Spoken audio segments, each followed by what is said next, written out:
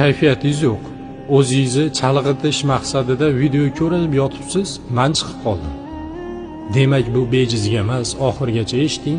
Men sizni kayfiyatingizni ko'tarishga harakat qilaman. Xo'pmi? Biz sababini qilyapmiz, harakat qilyapmiz. Yechimini oqtaryapmiz, lekin buni yechimi kimning qo'lida? Allohning qo'lidami? Bizni kim yaratgan?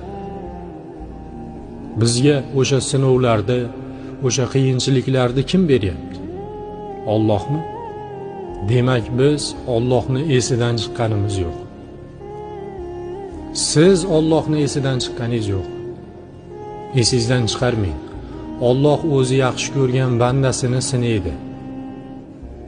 Yaxshi ko'rmaganini e'tiboridan chetda qoldirgan insonlarni e'tiboridan chetda qoldirgan bandalariga hech qanaqa sinov bermaydi.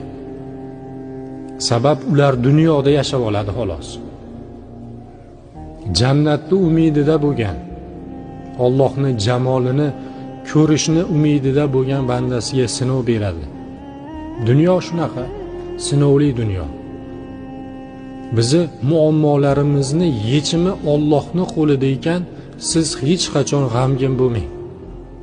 Kayfiyatingizni hech qachon dunyo tashvishlari uchun, dunyo matohlari uchun kayfiyatingizni tushirmang. Allohga havola qiling. Hammasi uni qo'lida.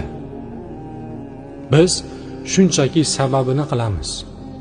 Alloh xohlasa, siz ilojisi yo'q bu narsani degan narsangizni ilojisini topadigan zot Alloh.